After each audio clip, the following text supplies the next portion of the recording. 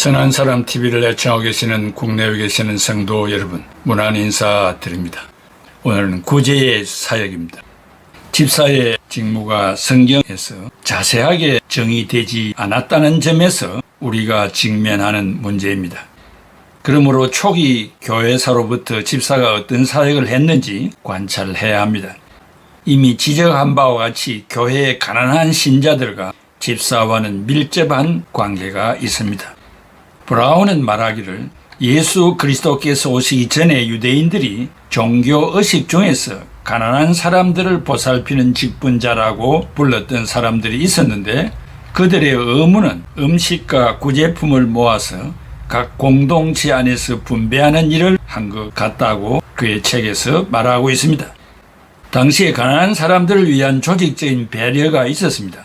매주 금요일 그 지역에 사는 사람들을 자선했는데, 특별히 가난한 사람들을 위해서 돈을 넣는 바구니를 거기에 두면은 많은 사람들이 충분한 돈을 넣기 때문에 골고루 나누어 줄 수 있었습니다. 또 가난한 사람을 위해서 14종류의 음식이 준비되었습니다. 나그네들은 가난한 자를 위해 준비된 그릇으로부터 매일 식사를 취할 수 있었습니다. 가난한 사람을 보살피는 직분자들은 이른 아침부터 집집으로 다니며 이러한 음식들을 모았습니다. 더구나 공동 식사와 공동 구제가 있었습니다. 디아스포라, 즉 흩어진 유대인들이 사는 시대에는 구제를 위해서 회당들은 보통 7사람의 위원회를 구성했습니다. 공동체가 일반적으로 시행했던 선행이 당시 예루살렘 교회 내에서 동일한 형태로 나타났다고 사도행전 2장 44절에 말하고 있습니다. 예루살렘에서 초기 교회가 어떻게 구제의 의식을 통과시켰는지 살펴보는 것은 쉬운 일입니다. 사도행전 6장의 집사 직무의 기원에서 7사람을 봉사를 위해서 선택된 사람의 숫자라는 사실에 주목해 보십시오. 아마 구약 성경에서 가난한 사람들을 도우는 가장 보편적이고 잘 알려진 예는 가난한 사람들이 추수 후에 밭과 포도원에서 떨어진 열매를 거두는 것을 법적인 권리로 만든 것이라고 말하고 있습니다. 첫째, 하나님의 속성인 사랑과 공의는 세상을 움직이는 법의 근거가 되었습니다. 사랑, 헤세드는 성경에서는 인자, 긍휼, 인애 등으로 표현했는데, 특별히 mercy, 자비, 긍휼 이런 것들이 사랑의 근원이고, 그 다음에 공의, 쯔다카는 성경에는 정의, 의 등으로 교차 사용되었는데, 이것은 righteousness, 의로움을 여기서 말한다고 할 수 있겠습니다. 둘째, 하나님의 나라와 그의 의. 하나님의 나라는 하나님의 통치하는 영역입니다. 하나님의 의는 하나님 나라의 통치법입니다. 명령과 규례와 법도라고 말할 수 있습니다. 그리스도인들은 하나님 나라의 법과 세상 법의 통치를 동시에 받습니다. 하나님 나라의 법, 사랑과 공의는 일종의 특별 법이기 때문에 일반 법인 세상의 법에 우선합니다. 한때 우리나라의 IMF, 즉 금융위기는 세상의 법에 의한 것이기 때문에 하나님의 법으로 사는 성도는 이 위기를 사랑과 공의의 법으로 넘을 수 있습니다. 이것은 성경적인 재물 관리의 핵심이기도 합니다. 여기서 말하는 세상 법, 하나님의 법은 원리적인 법을 의미합니다. 도표를 여러분들이 참고하면 이것은 하나님의 창조와 타락과 구속을 말하는데, 창조는 이 물질적인 면에서 소득, 즉 플러스, 소득을 말합니다. 타락은 빚입니다. 그래서 마이너스고, 데프트, 빚, 또 성경적으로 말하면 신, 죄를 말합니다. 구속은 회복입니다. 빚지고 죄 지었던 상태에서 다시 원 상태로 회복되는 것, 이것은 제로를 말하고, redemption, 구속을, 속량을 설명하는 것입니다. 셋째, 하나님의 나라와 그 의를 구하라고 마태복음 6장 33절에 말합니다. 산상수훈이 영혼과 육신의 문제 해결의 키입니다. 마태복음 6장의 산상수훈은 경건한 자의 3대 지표입니다. 즉 기도와 금식과 구제입니다. 강도에게 오늘 네가 나와 함께 나원에 있으리라 한 것은 유대인의 속담에 나원으로 인도하는 것이 기도요, 천국 입구까지 가게 하는 것이 금식, 즉 자기 통제요, 천국으로 들어가게 하는 것이 구제, 희생이라고 말을 합니다. 여기서 구하라는 하나님께 구하라, 에스크가 아니라 찾아라, 시크가 되어야 합니다. 이 구하라, 에스크, 찾아라, 시크, 두드리라, 노크는 반복뿐 아니라 점층, 즉 강도를 점점 높이는 법의 의미를 갖고 있습니다.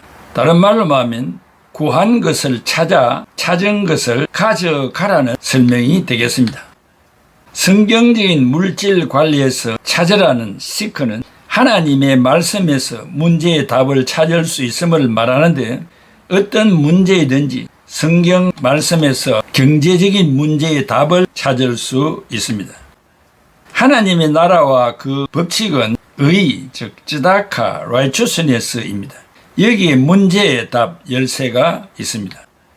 하나님의 의를 구하라는 뜻은 문제의 열쇠가 되는 의, 쯔다카가 무엇인지 성경에서 찾아보고 그것을 행하라는 뜻입니다. 물질에 관한 염려 문제가 해결되는 키가 되는 것입니다. 넷째는 물질 문제에 관한 쯔다카. 레위기 23장 22절에 너희 땅의 곡물을 벨 때에 밤 모퉁이까지 다 베지 말며 떨어진 것을 줍지 말고 너는 그것을 가난한 자와 객을 위하여 버려두라. 나는 너희 하나님 여호와이니라. 여기에 도표를 또 하나 더 그렸습니다. 이 정사각형에 네 모퉁이를 잣대로 정확하게 긋고 줄을 칩니다. 그래서 수확을 할 때 줄을 친 안의 부분만 수확을 해야 되지, 네 모퉁이의 것은 그대로 남겨두라는 뜻입니다. 이것은 가난한 자, 과부, 고아, 또 나그네들이 그것을 가져다가 연명을 하게 하는 것입니다.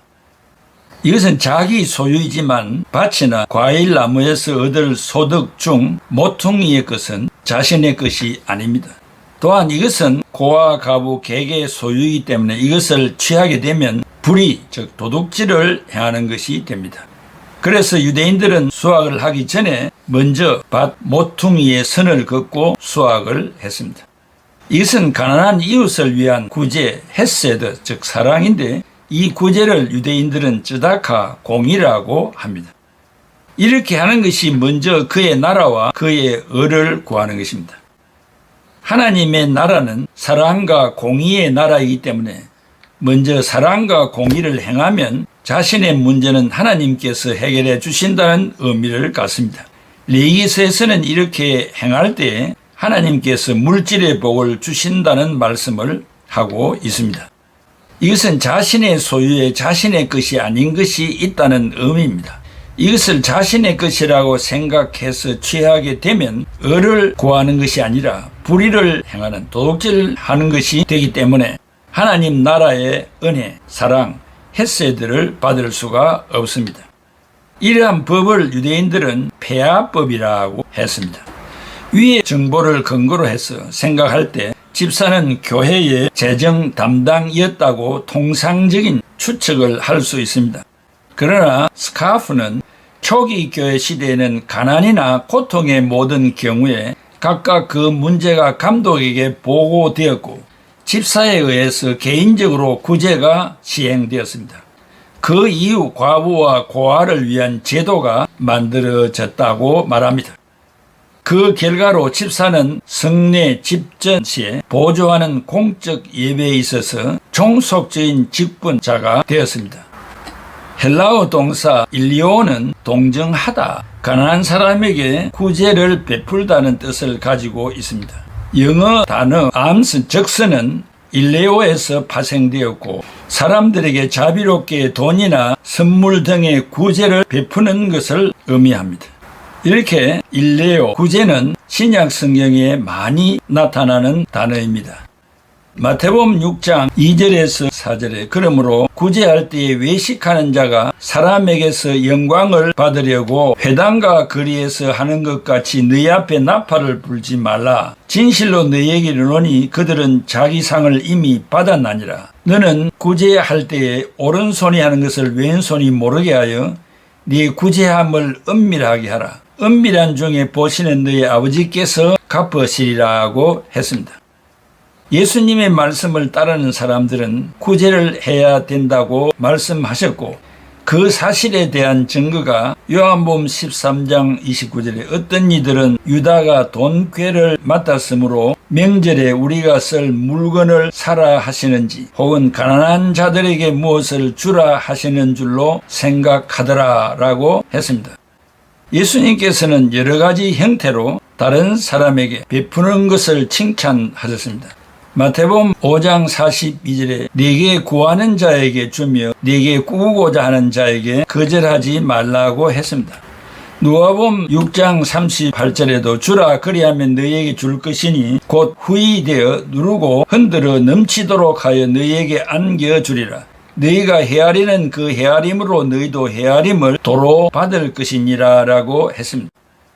부담 없이 자원해서 주는 것에 대해서 마가복음 12장 42절에서 44절에 한 가난한 과부는 와서 2렙돈 곧 한 고더란트를 넣는지라. 예수께서 제자들을 불러다가 이르시되 내가 진실로 너희에게 이르노니 이 가난한 과부는 헌금함에 넣는 모든 사람보다 많이 넣었도다. 그들은 다 그 풍족한 중에서 넣었거니와 이 과부는 그 가난한 중에서 자기의 모든 소유 곧 생활비 전부를 넣었나니라 하시니라.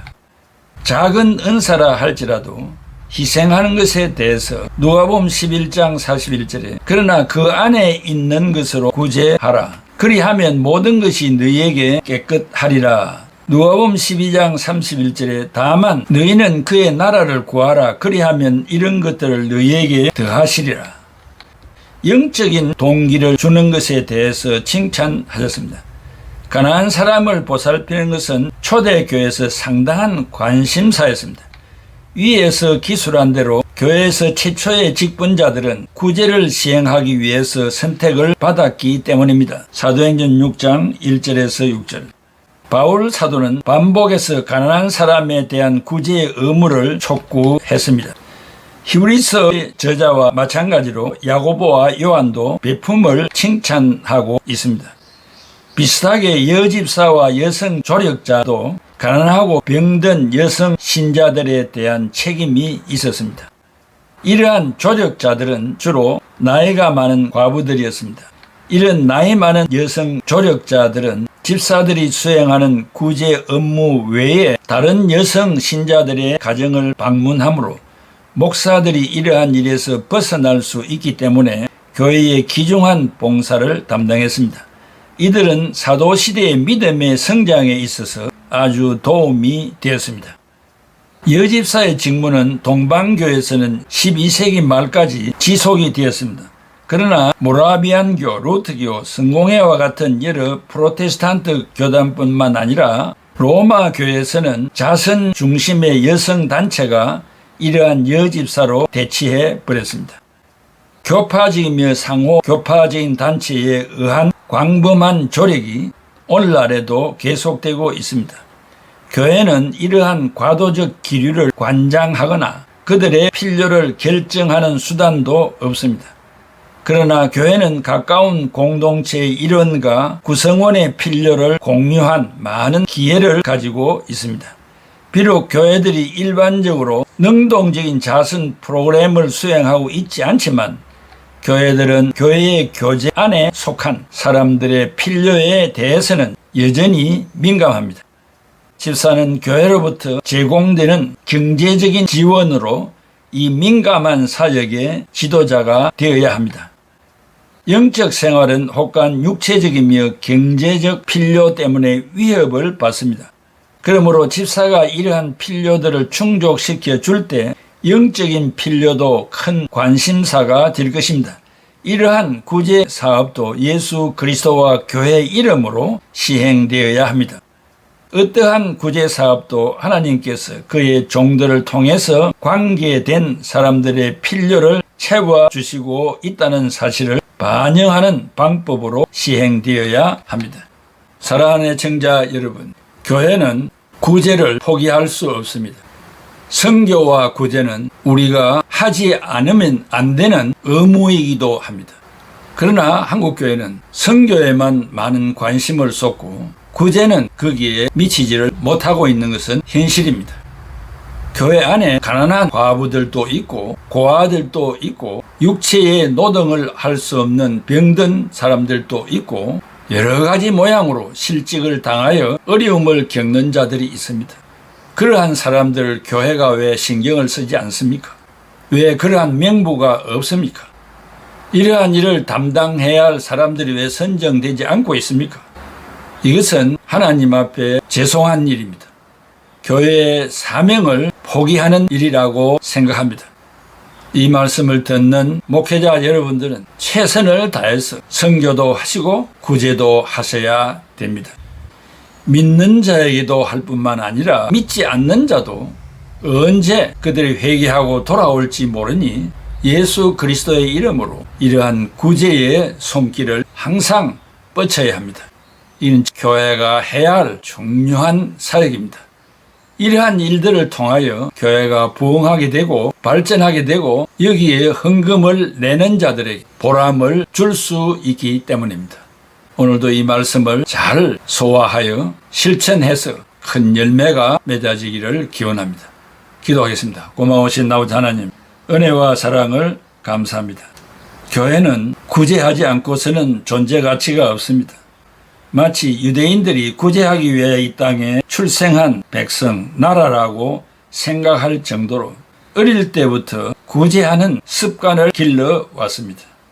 그리하여 조만한 나라가 이 세상 중심에서 아랍의 강대국 틈바구니 속에서 생존이 가능한 것은 이러한 하나님의 마음에 맞는 그런 사역을 감당하고 있기 때문이라고 생각이 됩니다.